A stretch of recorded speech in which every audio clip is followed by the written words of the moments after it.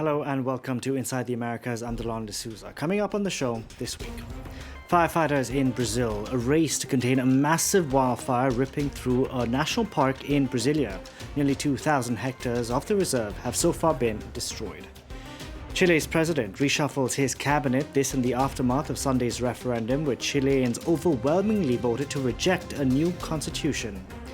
And move over the cronut, a new take on the croissant has gripped New York, and it's unlike anything you'll find here in France. But first, firefighters in Brazil are racing to contain a massive wildfire ripping through a national park in Brasilia. Nearly 2,000 hectares of the reserve have been destroyed. The new blaze comes following a horrific month of August. The country witnessed its worst wildfires in some 12 years, with over 33,000 fires detected in Brazil's share of the Amazon. The Amazon rainforest, engulfed in thick clouds of smoke. The state of Rondônia in western Brazil is one of the areas worst hit by this summer's record-breaking fires.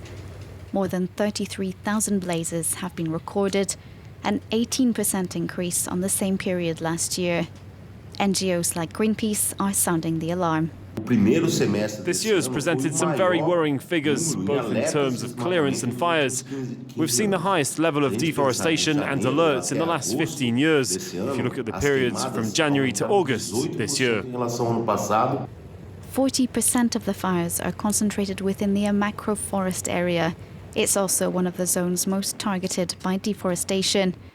Overlapping 3 different states, the area is around the size of Spain. Jair Bolsonaro's government launched a large-scale agricultural project here last year, which this indigenous leader described as fatal to the forest, and she turned out to protest in Sao Paulo. Every minute, the equivalent of 2 football pitches are deforested in the Brazilian Amazon. That is why we're here to say, enough with this violence, enough with genocide against our people and our territory.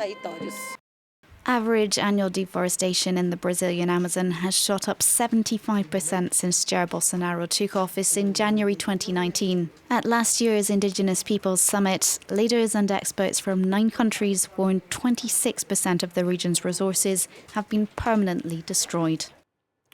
Brazil marks its bicentennial this week. President Jair Bolsonaro called on the nation to celebrate its proud history, but critics fear the day will be used as a campaign event ahead of next month's election.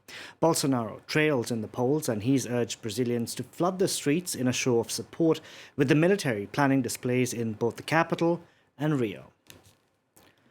Now, Carrefour is being accused of deforestation in the Amazon. According to global advocacy group Mighty Earth, the French retail giant sources from meat and soy traders with terrible practices.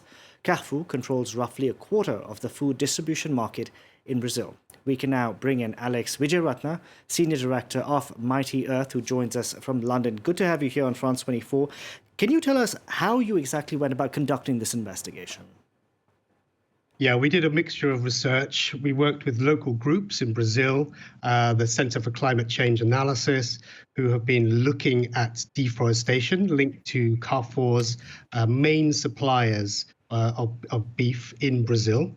And they've been making supply chain links from specific farms in Rondônia in the Amazon to there's big suppliers called JBS, which is a huge Brazilian beef company, which was then going on to be sold in supermarkets in Brazil that we sampled. So we did some research sampling 102 pieces of meat in 6 different supermarkets in Brazil, and we were seeing where this meat had come from and whether it was linked to deforestation. Are these practices new, or have they worsened over time?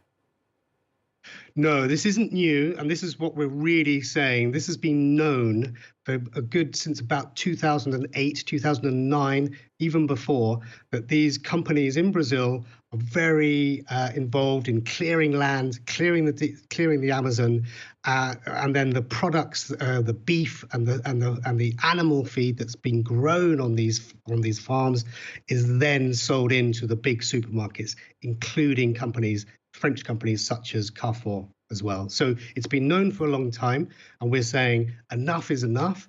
There's a climate emergency, and the supermarkets need to step up and start to drop these egregious suppliers that are causing this destruction. What is Carrefour saying in your communications with them? Because they could turn around and say, we're not responsible for the deforestation, it's our suppliers. Well, yeah, exactly, but they are responsible. They have huge contracts and arrangements with these companies. So they can put pressure on them. They can say, we want deforestation-free beef, deforestation-free meat. Carrefour have said this week that they will investigate our allegations and claims, and that they will suspend operations, sales and supplies from JBS, from this particular area called Rhodonia. But we're saying that's good. They need to investigate, that's good. But they should have known about these issues, and they shouldn't be buying from this company at all now. You recently tried to meet Carrefour officials at the headquarters in Paris. How did that go? Well, we were really trying to meet Alexandre Bompard, the CEO of Carrefour, because we think he holds the power to stop this deforestation in Carrefour's supply chains. We went there, we went to the headquarters, we were met by a bunch of policemen, secret agents on the street.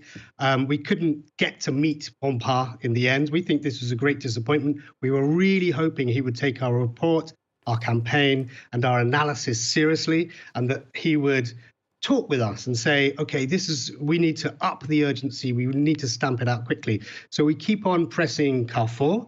We met with senior executives, but we really wanted to meet the CEO, Alexandre Bompard. Of course, he is a great, a really famous business leader in France, and he has such power to start to help eradicate this deforestation, which is blighting South America.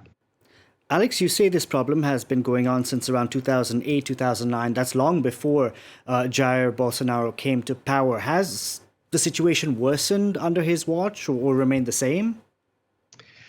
Yeah, no, absolutely. The independent statistics will show that deforestation in Brazil has gone up massively under this regime, essentially.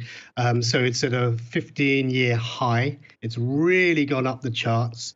And the Bolsonaro regime has definitely allowed the situation to rip. The Amazon, the Cerrado, the Pantanal, these have all been targeted under his watch, and really this is impossible for the world when we're trying to tackle the climate emergency. And we know that the Amazon is now at a tipping point. So if it gets ravaged even more by this type of deforestation, then we might get to a point where it's irreversible, where it becomes more of a hindrance, and it absorbs less carbon than it emits less carbon than it absorbs. Alex Wijerathan, thank you very much for joining us on the program. Now, France 24 did reach out to Carrefour, and their reply was this: we take good note of the report, and we're launching an internal investigation on all the topics underlined in it, like we always do. We have also decided to temporarily suspend, as a preventative measure, the two most problematic cases that have been put forward to abattoirs listed in the following states. Now, Chile's president has reshuffled his cabinet, this in the aftermath of Sunday's referendum, where Chileans overwhelmingly voted to reject a new constitution. Gabriel Boric had been backing the project, and he now says he'll work on a new constitutional process. But with his popularity severely dented, that's easier said than done. It was ambitious from the start, too ambitious, according to the results. It's now all change in Chile, as President Gabriel Boric replaces ministers one after the other. Having backed the failed project for a new constitution, the leftist head of state is bringing his cabinet closer to the centre-left in an attempt to regain voters' confidence. Confío en este equipo que me acompaña. I trust this team to lead Chile's reconciliation with the constitutional process, which will continue to take its course. Y con atender paying attention to the demands of citizens for more participation, respect, justice, and equality. The Ministries of Interior, Health, Energy and Science have all changed hands since the result was announced on Sunday. In 2020, almost 80% of Chileans voted in favour of replacing the country's constitution, which dates from the time of Pinochet's dictatorship. But 2 years later, the text put forward by Boric's government was rejected by almost 2/3 of them. Chile needs change, but not communism. That's what this text wanted. It would have created inequality and division in the country. It's so sad. I feel so sad because I was sure that the result was going to be different. The president says he'll work on drawing up a new text that will encompass a large majority of citizens' views. After winning the general election last December, Boric has been seeking to reverse the country's neoliberal model. But his approval rate has dropped to 38%, and dialogue with the opposition regarding these changes has stalled. His planned constitution included important reforms for education, health and retirement, but two major points proved to be the most controversial. Boric's party sought to legalise abortion and broaden rights for indigenous populations, who currently have no mention in the country's constitution. There's a new croissant that's all the rage in New York, and no, it doesn't look like anything you'll find in Paris. The Suprême, as it's known, can be picked up at the Lafayette Grand Café and Bakery for $8.50 a piece. It has a crème anglaise-based ganache pouring out of the flaky treat, and that's what's made it a sensation on both TikTok and Instagram. That's it for this edition of Inside the Americas. From all of us on team, thank you very much for watching.